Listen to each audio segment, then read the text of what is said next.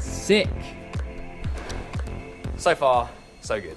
This is how to shoot and edit a time slice. My name is Mike Will, I am m.visuals. Let's get straight into today's video.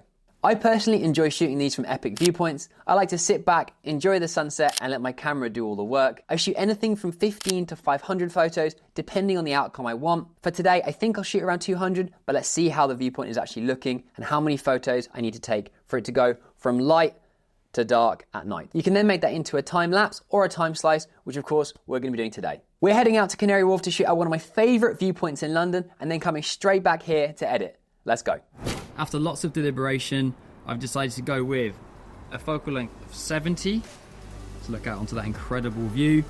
And I'm going to set up for 200 shots on drive mode, interval shooting function, 200 shots, interval shooting every 60 seconds.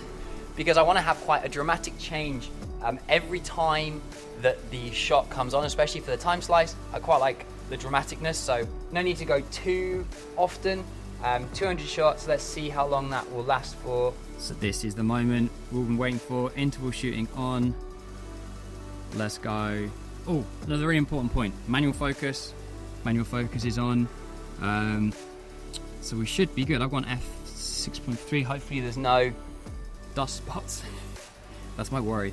An aperture priority mode, so then it's just gonna change every time. God, it's getting dark suddenly. Right, let's start this. Jeez, here we go, look at that mood. Okay, 60 seconds. We'll come for an update in a little bit.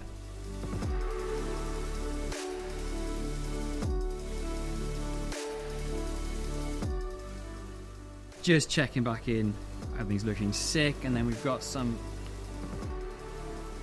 sun on the horizon line coming through. London's looking epic, everything's set up. All looking sick. So far, so good. So we're finishing up now. Last few shots, you can see London. The sun has set, it's looking pretty epic. So we're gonna do a couple more from here. We're now on a 10-second exposure. This will be the last one. And I'm gonna catch you guys back for the edit. So there's no right or wrong way to edit a time slice. This is just the way that I do it. After opening the images up in Lightroom, I will scroll through them and pick my favorite 15 ones that show the most difference in light to dark. So I've gone through them all. I've added a preset. These are all edited with my preset collection. Night Vision is a brand new collection. If you do want to check them out, they're in the description below. And if you use Night Vision 10, you get 10% off. So make sure you check that out at the end of the video. After going through them all and applying a preset, I then copy and paste all the way along to make sure that there's any minor adjustments that do need to be done.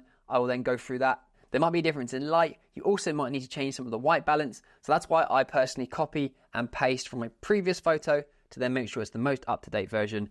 And then there'll be a gradual change into the final photo that you want. So I've done that here, and you can see that I'm in image number 12. I'm then going to click onto the 13th image.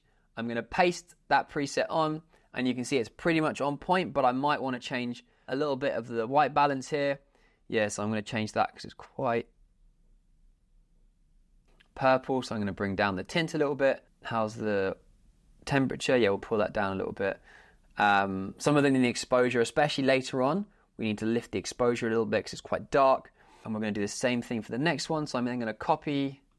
And also, quick tip when you're copying and pasting, make sure you do have lens corrections on or off the whole time, because otherwise you'll have images that look a bit different because the lens correction will either be on or off. So make sure that's on preferably, or off the whole time.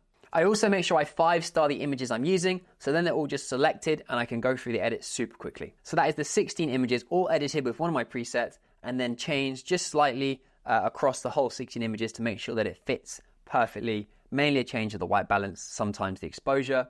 And now what we're going to do is we're going to select them all and then we're going to make sure that we open them in Photoshop as layers. So what you do is right click and then you go edit in, edit as layers in Photoshop. So now you have your images imported in Photoshop and you can see that I've got them all lined up here. So I'm starting at the top with the lightest image, the image I took first, all the way down to the darkest image, obviously taken last at night. So we want a nice progression from day to night. I'm going to start off by finding out the width of the image to then calculate how big each slice has to be. And I do that by going into image at the top and then image size. And you can see the width in pixels is 7008. So what I'm going to do is I'm going to copy that. I'm then going to pull up a calculator and I'm going to paste that in. And I'm going to divide that by 16 because I have 16 images. And that is going to equal 438. So we must remember 438, don't forget it. 438 is the number that we need to make each slice. So I'll probably make them 440 maybe, because then there's a pixel either side I can play around with. So using the rectangular marquee tool, I've selected my slice and we've got it at the 440 pixels. So that's all good. Then we're going to move to the move tool and we're literally going to pick it up and move it. Once we've selected the layer, which is the top layer obviously from the first image we took, so we've got that, we're going to create a mask. First up, hit the mask on the bottom down here. That's created the mask and you can see the slice has already happened. We're then going to hit Option on a Mac, so Option, and we're going to drag that layer mask down onto the next image. And that will then start our time slice. We're then going to click this unlock here, so that means it's open, and we're going to then do the same thing again. We've now selected that layer and we're going to move it across, making sure that we move it the right amount of pixels, and you can see that the next image is now being shown. And then the same thing again, we're going to hit Option, I'm going to select that mask and we're going to pull it down, and then we're going to do the same thing again. We're going to select it, we're going to use the move tool, and we're going to pull that slice along, and we're going to repeat that process 16 times. So I'll check in with you guys in a sec. So that's it. Here we have the time slice finished from day to night. What a view of London. What an epic location that was for it. And we're really blessed with the colors having some really nice oranges as well as those blues in the evening. I then hit Command S to put it back into Lightroom, and I then crop it and make sure any final adjustments are done there, and then obviously I save it and it's on the screen right now. Circles, they're another fun way to get creative with time slices. I've imported my favorite 10 images on this one just to make it a bit easier, because the process is a little bit longer. I'm going to start the circle from night and go out to day. You can do the opposite obviously if you want to. Center point for me is not going to be in the middle actually, it's going to be St. Paul's, which you can see right here. So I'm going to hit Option, and you can just do it freehand, but Option means it goes from the middle. So you can see St. Paul's is going to be my midpoint. I'm holding Option down and then I'm going to pull out, and that's going to create a really nice little circle. You can then see the pixels in height and width. So I'm just going to kind of pick that. Well, it looks good. I think that's quite a nice frame. You can get creative here, or you can do it, if you want to do it like properly, you can calculate it all.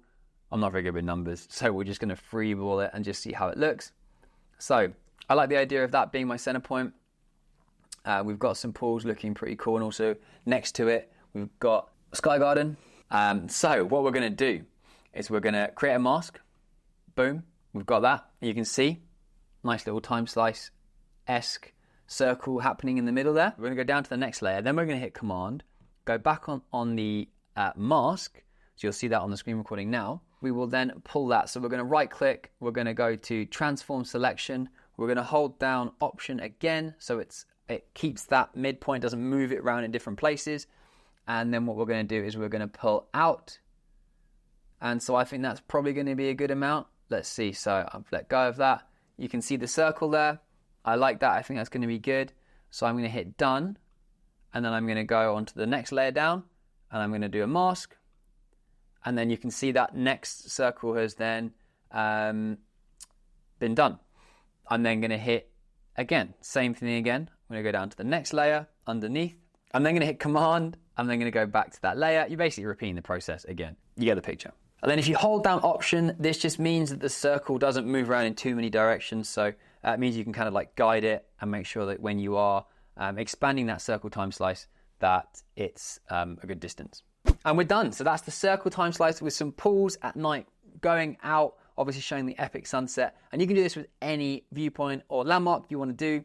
It also looks really cool if you do it a bit closer because you get a bit more detail. But I wanted to show you guys how to edit that. It is quite a long process, but if you do it a few times, you'll speed things up, and it's a lot of fun to experiment with. So you can get creative in a number of ways. You can create squares, you can create lines in different ways, but it's just a fun way. If you go to a classic viewpoint, you can just go there, shoot this, and create in a unique way. Don't forget, if you want to grab my preset collection, they're in the description below. And if you use Night Vision 10, you get 10% off. Big up for watching. If you've got any questions, let me know in the comments, and I'll see you guys in the next video soon. Peace.